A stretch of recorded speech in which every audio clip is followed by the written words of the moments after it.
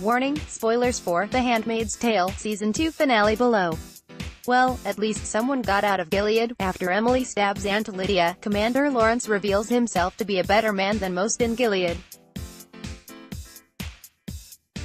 He drives Emily to a meeting point where she and June have the ability to escape once and for all. Also, listening to Walking on Broken Glass will never be the same. Of course, June was never going to leave Gilead just yet. We're only at the end of Season 2, people. But this time, the not leaving was a choice she made, knowing that her baby daughter and her BFF would be leaving together. And now that June has irrevocably parted ways with the Waterfords, she's on a mission: get Hannah and get the fuck out.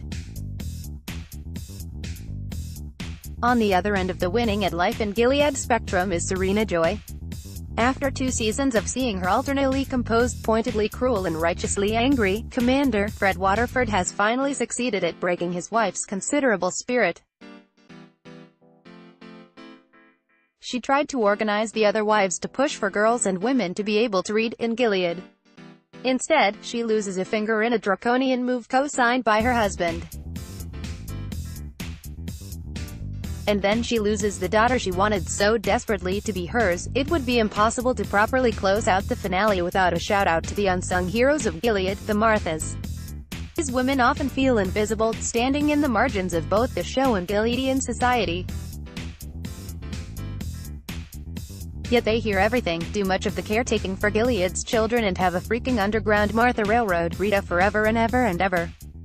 We're gonna bask in the glow of this action-packed finale before we have to start stressing out about what might happen in Season 3. Emma, it's been a long, arduous, exhausting, stressful journey, but given that we now basically live in Gilead, I was relieved that Season 2 of The Handmaid's Tale ended with a bit of triumph.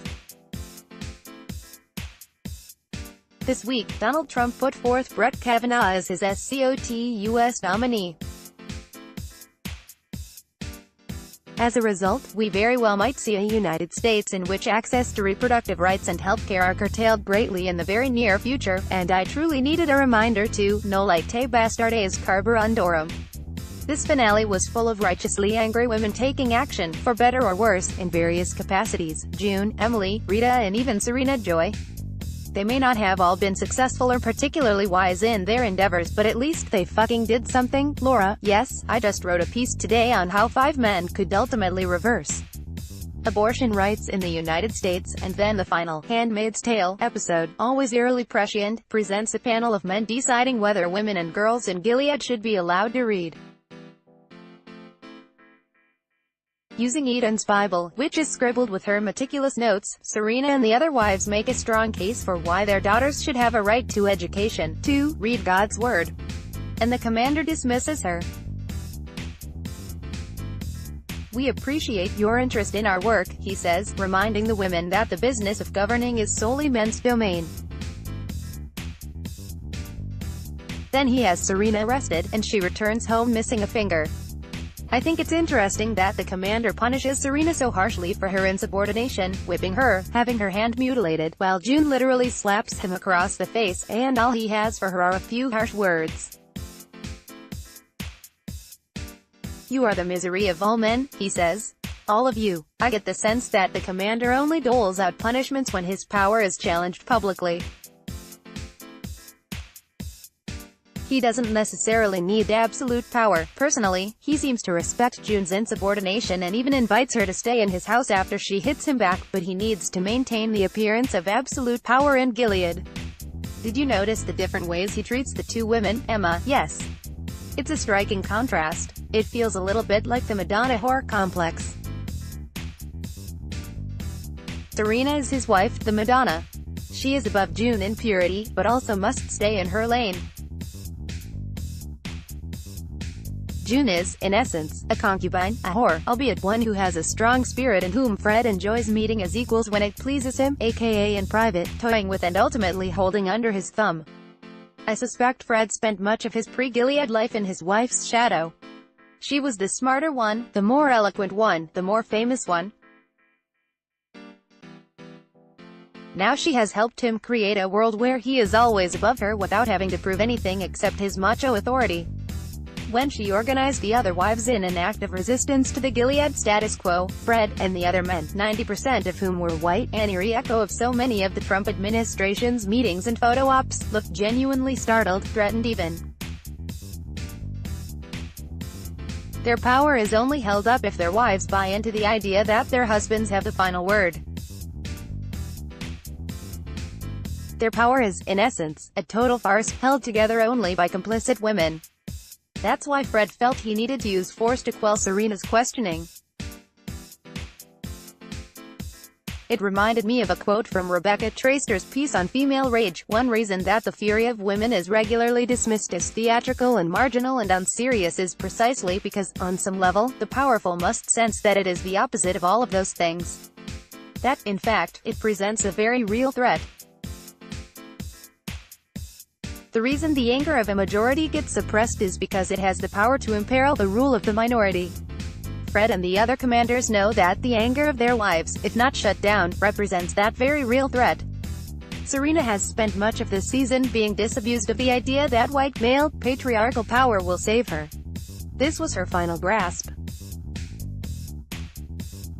She believed that if she followed their rules, remained a member in good standing, simply brought forward a proposal, she would be listened to. But, of course, the opposite happens. Her opinions bring her nothing but loss.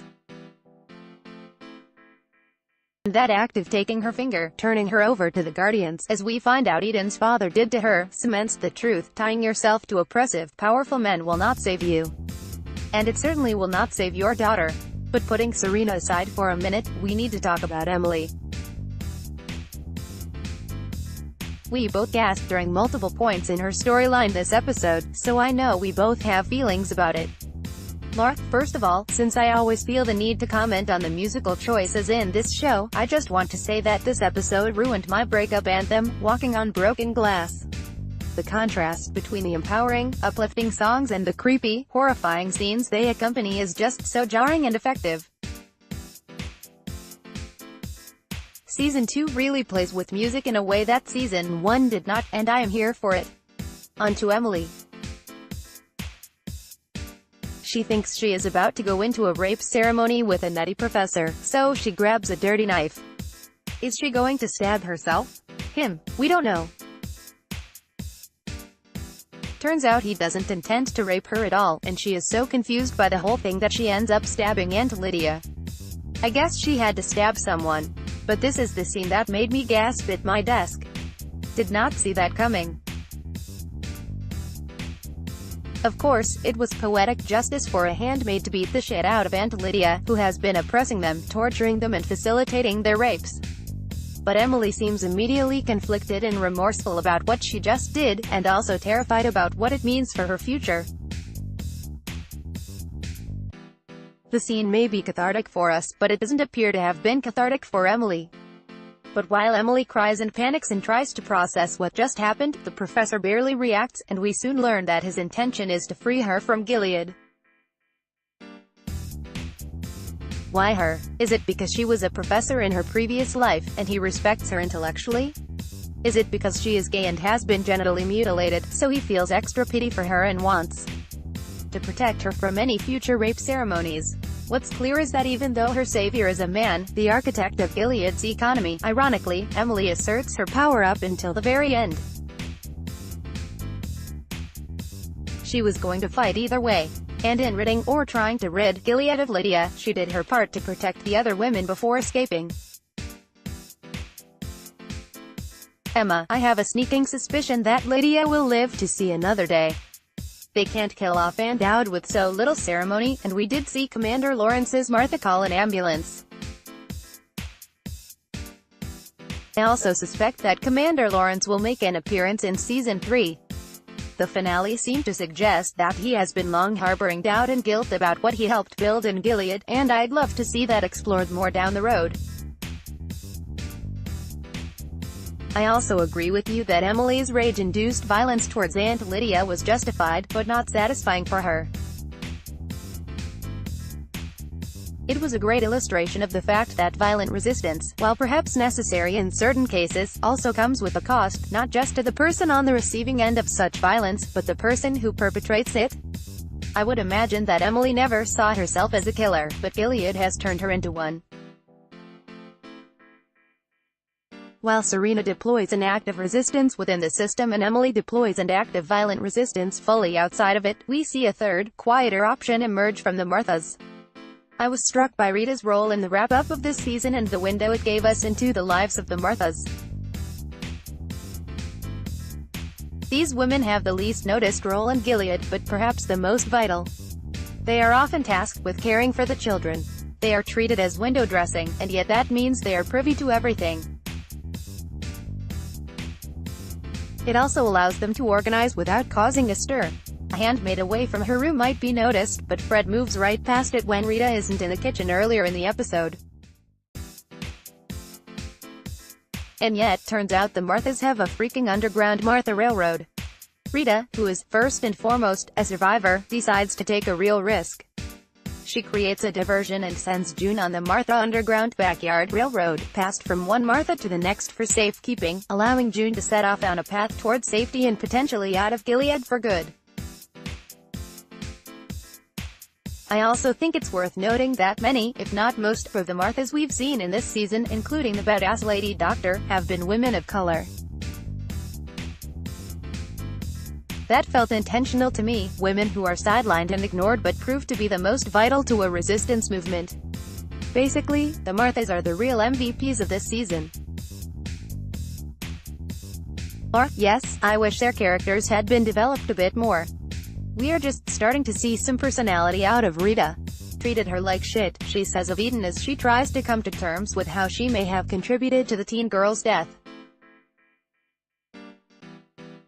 Then, later, to Nick, your girlfriend is a badass. Rita has emerged as an empowered and empowering woman, and I'm glad that she's the one who ultimately facilitated June's escape, as opposed to some man who was feeling bad about having dreamed up this patriarchal hellscape. But I also want to talk about June and Serena, the relationship that has fascinated us the most the entire season. It was only weeks earlier in the timeline of the show that Serena convinced Fred to rape June at 9 months pregnant. And now, the two women have bonded over their shared love for baby Nicole, Holly, and their shared fear of their daughter growing up in a place where even the more privileged women are beaten, drowned, raped, mutilated, tortured and denied fulfilling work and education. One of the most affecting scenes, for me, is when June asks Serena what happened, and Serena says, pitifully, I tried. June seems to understand that Serena has lost her finger fighting for their shared daughter, and she puts her hand on Serena's hand to comfort her. Later in the episode, Serena finally becomes a human and hands the baby over to June to let her escape Gilead. Up until the last second, I was expecting her to change her mind and scream out for the authorities, betraying both June and Nicole. But in the end, it is all the women from different social statuses working together, the Marthas, a handmaid and Serena, who make the Underground Railroad happen and liberate baby girl from a life of misery. What a coup from the ladies of Gilead. Emma, yes. And for one blissful moment there, I believed that, maybe, just maybe, June would get out. But, of course, there's a season 3 of this beautiful and godforsaken show. The final Martha leaves June in the brush on the side of a road, wishing her Godspeed. You can see that June is feeling deep guilt about the idea of leaving Gilead for the sake of one daughter while her other daughter remains with new parents who we know are abusive. She pulls out a photo of Hannah and shows it to Nicole, Holly, telling her that she'll meet her sister one day. Finally, a car pulls up, and we suddenly realize that it's Commander Lawrence's car. Emily isn't being murdered by a nutty professor. Instead, she's joining June on her escape from Gilead. What is happening? Asks Emily. I'm getting myself in deep shit, says Commander Lawrence. And suddenly, June has her solution. An armored car pulls up and Emily gets in the back. You can see the wheels turning in June's head as she hands over her daughter to Emily, instructing her to call her Nicole, a tribute to Serena, who is left pretty pitiable and alone. Emily is screaming for June to join her, but June won't leave Hannah to Gilead's clutches. The final images of June felt like a superhero origin story to me. She pulls up her red hood and then lifts her face. It is contorted with fierce, resolute rage.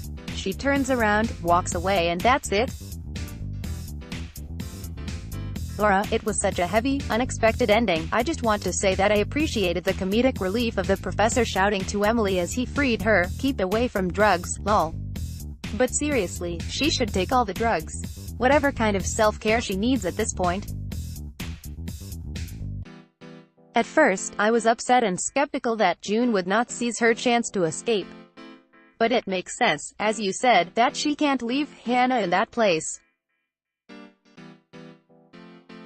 I suppose we'll see in Season 3 what Mayday is up to, and whether Serena and the professor remain good guys in the whole plot.